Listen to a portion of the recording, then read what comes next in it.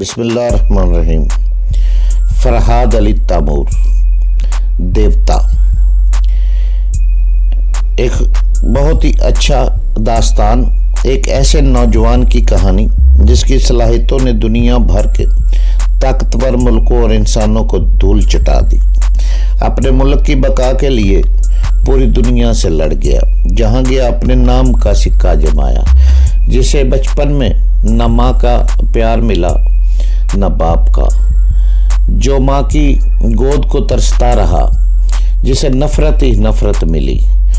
تو جناب، اس کی طرف چلنے سے پہلے آپ پلیز چینل کو سبسکرائب کریں، لائک اور شیئر کریں، تاکہ ہر آنے والی قسط آپ کو فوری مل سکے۔ دیوتا فرحاد علی تیمور۔ فرحاد، تم تو کہتے ہو کل تمہیں اپنی زمینوں کے کاغذات مل جائیں گے، اللہ کرے وہ کاغذات مل جائیں۔ اس کے بعد میں تمہارے ساتھ ناصر علی کے پاس جاؤں گی اور اصل کاغذات دکھا کر اسے 10 جوتے لگاؤں گی۔ میں نے مسکراتے ہوئے انہیں سمجھایا، غصہ دکھانے سے کام بگڑ جائے گا۔ زمینوں کے کاغذات حاصل کرنے کے بعد میں ان پر یہ ظاہر نہیں کروں گا کہ ان کی بہت بڑی کمزوری ہاتھ آ گئی ہے۔ حالانکہ جعل سازی کے الزام میں انہیں عدالت تک گھسیٹ کر لے جا سکتا ہوں، لیکن جب تک عدالت فیصلہ سنائے گی اس وقت تک انہیں دوسری جائیداد اور نقد روپے کی حفاظت کا موقع مل جائے گا۔ وہ یہ ثابت کر دیں گے کہ ان کی موجودہ کوٹھی، مار روڈ کی دکانیں اور بینک بیلنس سب کچھ ان کی کمائی سے حاصل کیے گئے ہیں۔ آپ خاموشی سے تماشا دیکھتی جائیے۔ پہلے میں لاکھوں روپے کے بینک بیلنس پر ہاتھ صاف کروں گا، پھر انہیں کاغذات کی ہوا لگنے دوں گا۔ بیٹے، میری سمجھ میں نہیں آتا کہ تم نے یہ کس قسم کا علم سیکھ لیا ہے۔ آخر تم کیا کرتے ہو؟ ذرا مجھے بھی تو بتاؤ کہ تمہاری وہ مغرور چچی تمہاری فرما بردار کیسے بن گئی؟ پھوپھی جان، کچھ راز ایسے ہوتے ہیں جو اپنے سگوں کو بھی نہیں بتائے جاتے۔ پھر یہ کہ آپ جان کر کریں گی کیا؟ کیا آپ کے لیے اتنی خوشی کافی نہیں کہ ہمیں کامیابی نصیب ہو رہی ہے اور اب زرینہ کی شادی دھوم دھام سے ہو جائے گی؟ زرینہ اپنی ماں کے پیچھے بیٹھی ہوئی تھی۔ میری باتیں سن کر اس نے اونہوں کے انداز میں منہ پھیر لیا۔ پھوپھی سر جھکائے شاید اپنی بیٹی کی شادی کے متعلق سوچ رہی تھی۔ میں اپنے کپڑے لے کر دوسرے کمرے میں چلا گیا۔ جسم پر عمدہ لباس ہو، پاؤں میں نئے جوتے ہوں اور چہرہ کلین شیوڈ ہو تو شخصیت پہلے سے زیادہ نکھر آتی ہے۔ میں خود اپنے متعلق فیصلہ نہیں کر سکتا تھا کہ نیا اور مہنگا لباس پہننے کے بعد میری شخصیت میں کیسی نمایاں تبدیلی آ گئی تھی، لیکن جب میں اپنے کمرے سے نکل کر دوسرے کمرے میں آیا تو منہ پھیرنے والی زرینہ مجھے یوں تکنے لگی جیسے اس کی نگاہیں مجھ سے چپک کر رہ گئی ہوں۔ اتنا تو سمجھ میں آ گیا تھا کہ پھوپھی موجود نہ ہوتی تو وہ بے اختیار کھینچی چلی آتی۔ اس بار میں نے انہوں کے انداز میں اس سے منہ پھیر لیا۔ پھوپھی کے پاس کوٹھی کی چابیوں کے 2 سیٹ تھے۔ میں نے ایک سیٹ لے کر کہا، آپ زرینہ کے ساتھ کل شام تک کوٹھی میں آ جائیں۔ یہاں یہ جتنی چارپائیاں، بستر، صندوق، پرانے کپڑے اور برتن ہیں، یہ سب غریبوں میں تقسیم کر دیجیے گا۔ کوٹھی کے لیے نئے سرے سے نیا سامان خریدا جائے گا۔ میں تمام نوٹوں کی گڈیاں اور کپڑے وغیرہ ایک چھوٹے سے سوٹ کیس میں رکھنے لگا۔ پھوپھی نے کہا، محلے کے کتنے ہی لوگ پوچھ رہے ہیں کہ ہم یہاں سے کہاں جا رہے ہیں، کیوں جا رہے ہیں۔ میں نے جھوٹ کہہ دیا کہ فرحاد کے چچا نے صلح کر لی ہے، اب ہم ان کے ساتھ رہیں گے۔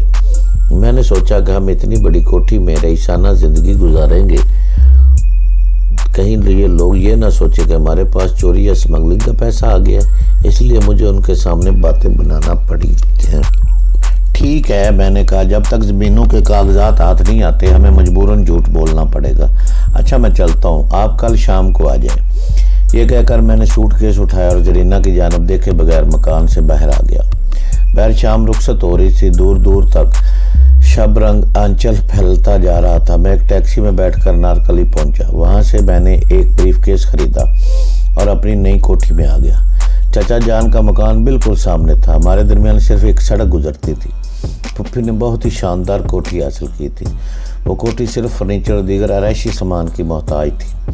میں نے نوٹوں کی چند گڈیاں بریف کیس میں رکھی، سوٹ کیس کو ایک کمرے میں لاک کیا، پھر گلبرگ مارکیٹ کے فرنیچر ہاؤس میں آ کر میں نے ڈرائنگ روم اور بیڈ روم کے لیے بہترین فرنیچر کا انتخاب کرنے لگا۔ اس دنیا میں جتنے کھیل ہوتے ہیں سب پیسوں کے کھیلے جاتے ہیں۔ کل میرے پاس اتنے پیسے بھی نہ تھے کہ میں لنڈے بازار سے ایک جوڑا خرید سکتا۔ آج اتنی دولت تھی کہ میں 10,000 روپے کا فرنیچر خرید کر لے گیا۔ رات کے 11 بجے تک کوٹھی کے ڈرائنگ روم اور بیڈ روم قالینوں، صوفوں، کرسیوں، میزوں، مشاریوں سے راستہ ہو گیا۔ اس کے بعد میں ڈنر کے لیے ایک چائنیز ریسٹورنٹ میں آ گیا۔ وہاں کا ماحول نہایت ہی خوابناک اور رومان پرور تھا۔ آس پاس کی میزوں پر خوش نصیب جوڑے میز پر جھکے ہوئے کھا رہے تھے، کھانے سے زیادہ میٹھی سرگوشیاں کر رہے تھے اور زیر لب مسکرا رہے تھے۔ ٹیبل لیمپ کی روشنی میں کھانوں میں پڑ رہی تھی اور ان کے شیڈز حسین دکھائی دے رہے تھے اور چہروں کو نیم تاریکی یا دھندلی روشنی کے مابین کچھ چھپا رہے تھے، کچھ اجاگر کر رہے تھے۔ جب حسن صاف چھپتا نہ ہو اور سامنے آتا بھی نہ ہو تو نگاہیں بار بار اسی کی طرف اٹھنے پر مجبور ہو جاتی۔ شاید اسی مقصد کے لیے شیڈز لگائے گئے تھے۔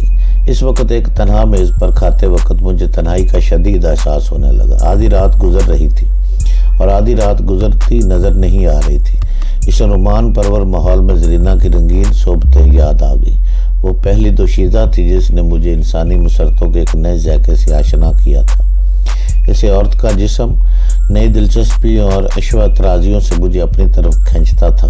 اس وقت میں چاہتا تو آس پاس کسی بھی مست شباب حسینہ خیالات کو پڑھ کر اسے اپنی طرف مائل کر سکتا تھا، لیکن میں نے بہت سے پہلے ہی یہ عہد کر لیا تھا کہ اپنے علم کو گناہ یا کسی غلیظ مقصد کے لیے استعمال نہیں کروں گا۔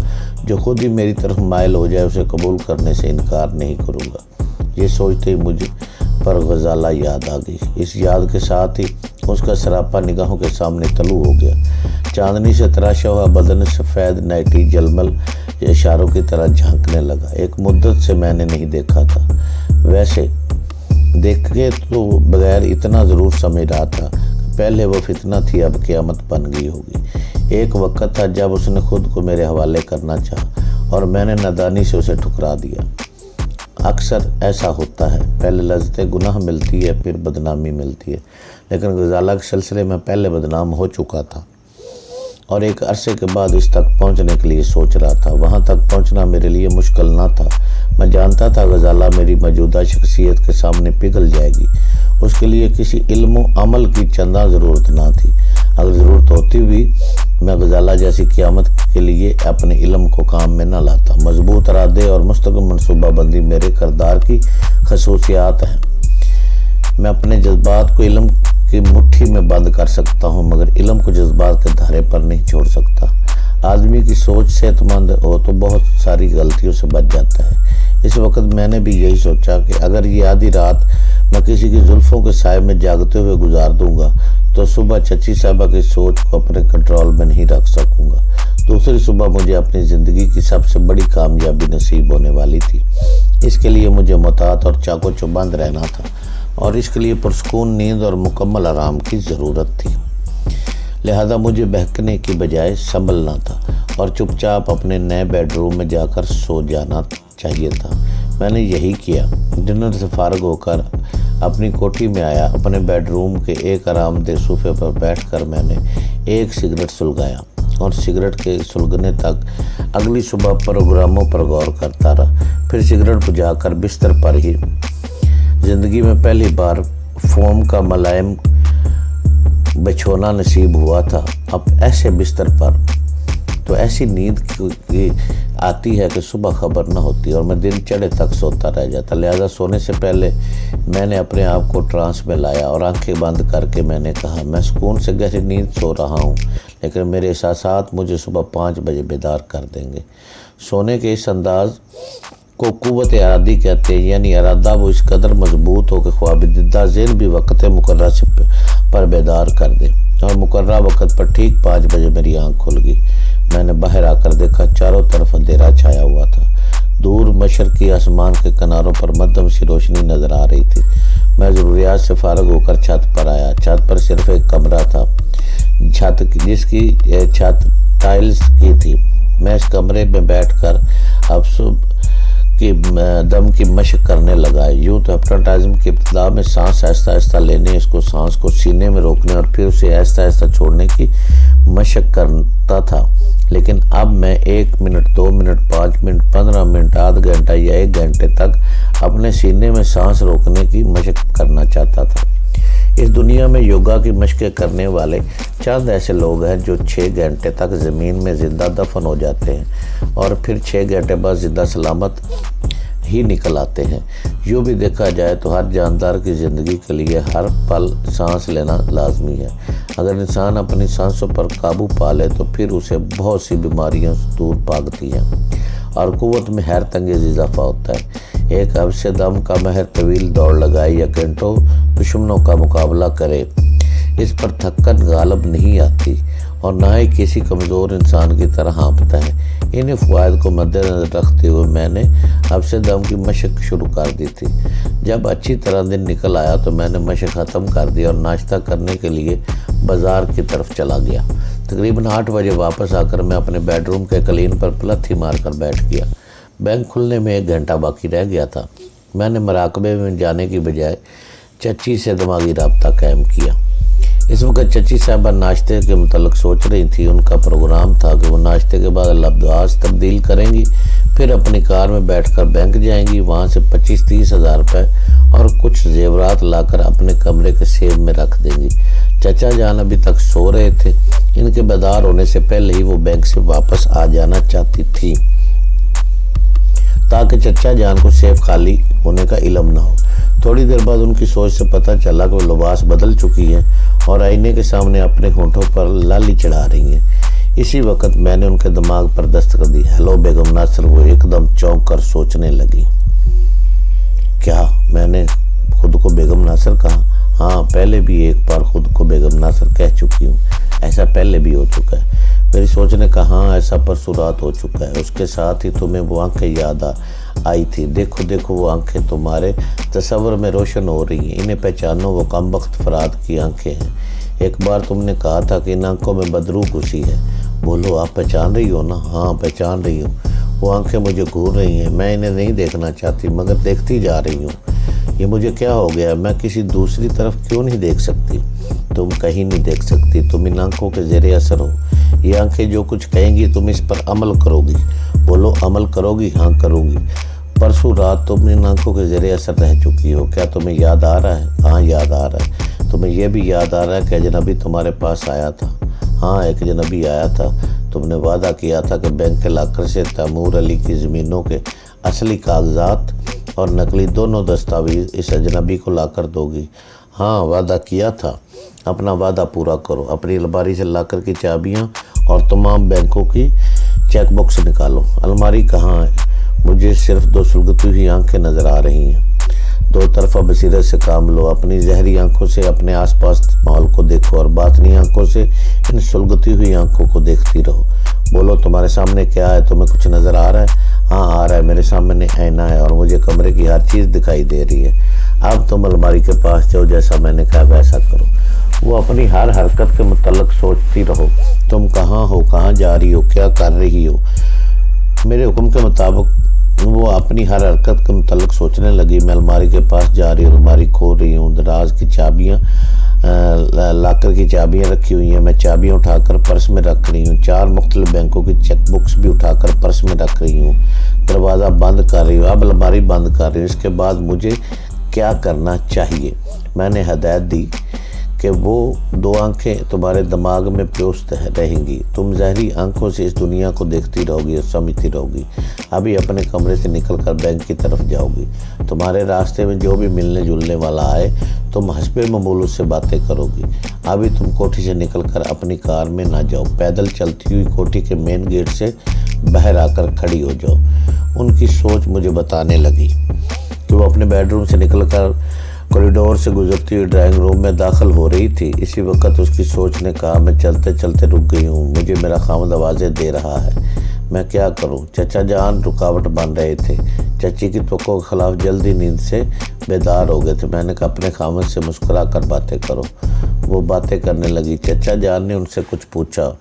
वो जवाब दे रही थी, आप मेरे साथ बैंक जाएंगे? लेकिन मैं तो, वो कहते कहते रुक गई। मैंने फ़ौरन इन्हें मशवरा दिया, अपने खामद से कहो ٹھیک ہے ہم ابھی جائیں گے، آپ غسل وغیرہ سے فارغ ہو کر لباس تبدیل کیجیے، اس وقت تک میں پاس والی کوٹھی سے ہو کر آتی ہوں۔ انہوں نے میری ہدایت کے مطابق اپنے خامند کو جھانسا دیا۔ اس کے بعد ان کی سوچ نے کہا وہ اپنے کمرے کی طرف لباس تبدیل کرنے جا رہے ہیں۔ میں ڈرائنگ روم سے گزرتی ہوئی باہر جا رہی ہوں۔ باہر پورچ میں کار کھڑی ہوئی ہے، لیکن میں ڈرائیور کو نہیں بلاؤں گی، میں مین گیٹ کی طرف جا رہی ہوں۔ ذرا دیر انہوں نے کہا وہ مین گیٹ سے باہر آ کر کھڑی ہوگی۔ میں نے کہا تم سامنے دیکھو، تمہارے سامنے جو کوٹھی ہے اسے ذہن نشین کرو، بینک کے لاکر کے کاغذات نکال کر تم اس کوٹھی کے پچھلے راستے سے آؤ گی اور اس کوٹھی میں داخل ہو جاؤ گی۔ وہاں ایک کمرے میں وہ سلگتی آنکھیں تمہارا انتظار کر رہی ہیں۔ اب آگے بڑھو اور کسی ٹیکسی میں بیٹھ کر پہلے اس بینک میں جاؤ جس کے لاکر میں تم نے کاغذات رکھے ہوئے ہیں۔ وہ حکم کی تعمیل کر رہی تھی اور سوچتی جا رہی تھی کہ تھوڑی دور جانے کے بعد انہیں ٹیکسی مل گئی تھی۔ میں ان کے خیالات کو پڑھ رہا تھا۔ وہ اپنے بیڈ روم کے کلین پر بیٹھا ہوا تھا، ان کی رہنمائی کر رہا تھا۔ میں اس بات کے لیے بالکل تیار بیٹھا تھا کہ ان کے راستے میں کوئی رکاوٹ آئے گی تو میں ان کی سوچ میں رہ کر انہیں اس رکاوٹ سے نکال کر لے جاؤں گا، لیکن انہیں کسی خاص پریشانی کا سامنا نہ کرنا پڑا۔ انہوں نے بینک پہنچ کر مینیجر سے ملاقات کی اور اس کی موجودگی میں لاکر کھول کر دستاویزات نکال لی۔ تھوڑی دیر بعد وہ ایک ٹیکسی میں بیٹھ کر میری کوٹھی کی طرف آ رہی تھی۔ جب وہ کوٹھی کے پچھلے گیٹ تک پہنچ گئی تو میں نے حکم دیا، ٹیکسی ڈرائیور کو انتظار کرنے کے لیے کہو اور کوٹھی کے پچھلے دروازے پر آ جاؤ۔